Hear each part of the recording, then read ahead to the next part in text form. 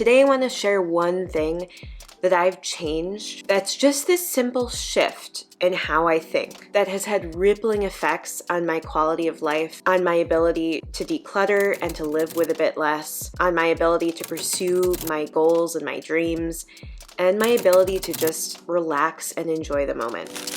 Now let me explain. Historically, I've been a very stressed out, anxious person.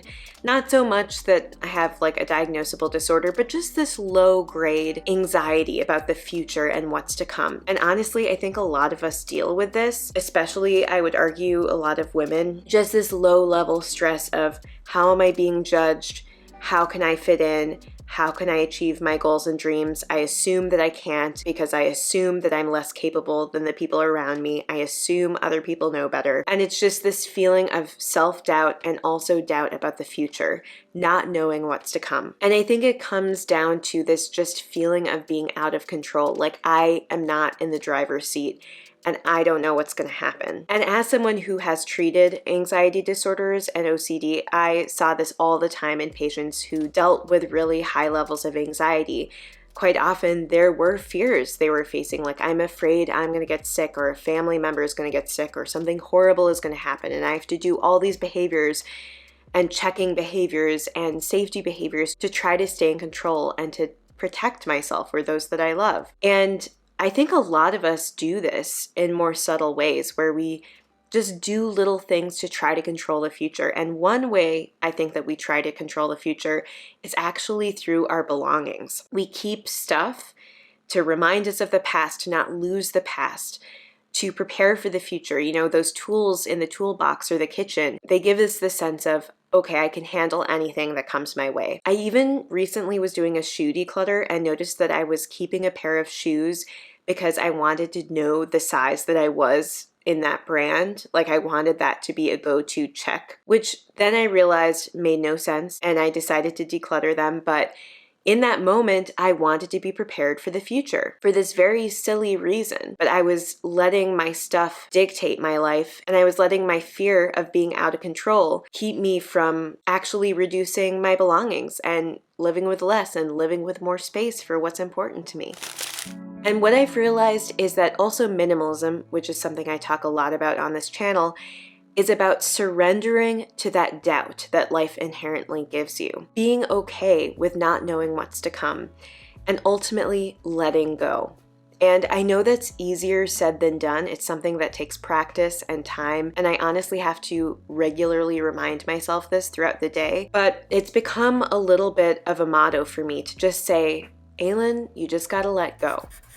And I also think that this living with doubt and living with not being in control can come into play in other areas of our lives. Like for me, I've talked about this several times recently, but it was a really big deal at the time. I switched careers. I got my PhD in clinical psychology, and then I was just like, I'm not happy in this. I like the concepts of psychology. I like some of the work, but ultimately the day-to-day of academia and the competitiveness and all the hoops you have to jump through, I just felt like it wasn't right for me. And I was also craving something creative. And so when I just jumped headfirst into freelancing at first, and then eventually got a job in the creative field, and now I also do YouTube stuff, it took time and there were a lot of unknowns. I just didn't feel in control of the future and I didn't know what would happen.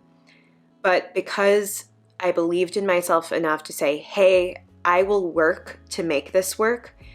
I will work to find a way to make money, and if it doesn't work out, then I'll shift gears again.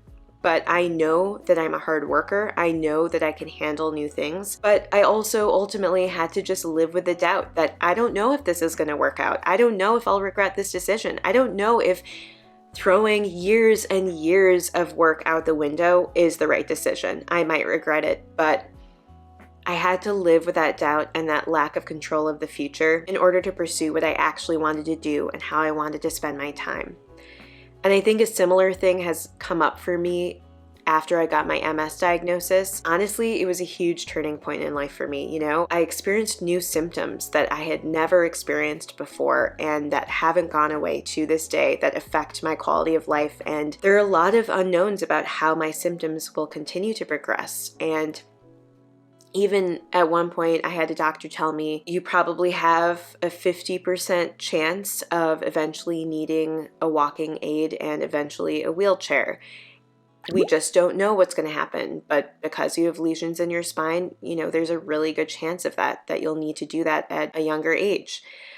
And that was really scary because also I don't know what that would mean for what my life looks like or how I would have to deal with that day to day. And then also to learn that, even the lifespan is estimated to be a bit lower for people with this condition than people without it. And just hearing these types of things, it's really scary. And there are a lot of question marks and unknowns. But I've learned to tell myself, hey, you got to live with the doubt. Because if you can't live with the doubt, you're just going to obsess over it, and it's just going to be that much more painful.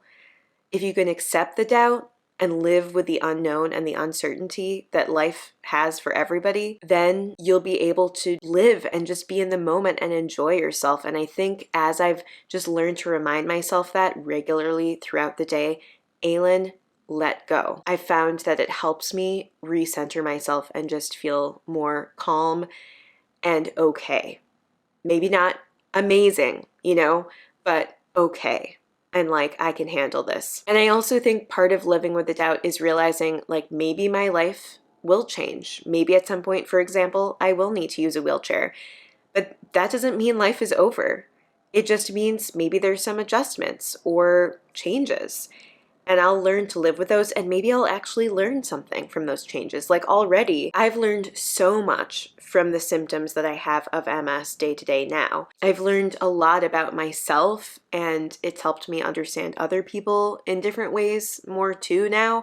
There are just about a million ways I've actually learned from having this disease. Anyway, I'm getting on a tangent, but my point is, I think part of being successful at pursuing minimalism and finding a more meaningful life, at least according to me and my opinion, is that if we can live with a little more doubt and be okay with that feeling, it makes it that much easier to live the way we want to live. Because realistically, we all do live with doubt every day. Every time we leave our homes, there's a risk that something horrible could happen, and we have to live with that. But if we don't take the risk of living, of going outside and experiencing things, we'll miss out.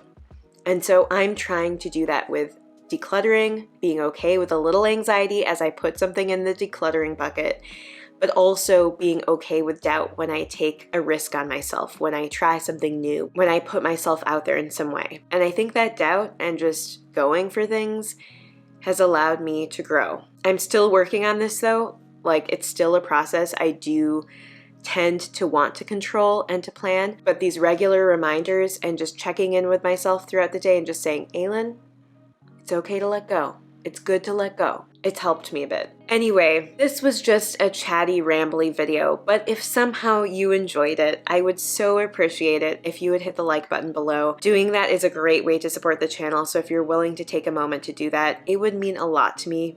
Truly, it would. And then also, if you want to see more videos on simple living, minimalism, and building an empowering mindset, then hit the subscribe button below. Anyway, thank you so much for spending this little bit of time with me, and I hope you have a wonderful rest of your day.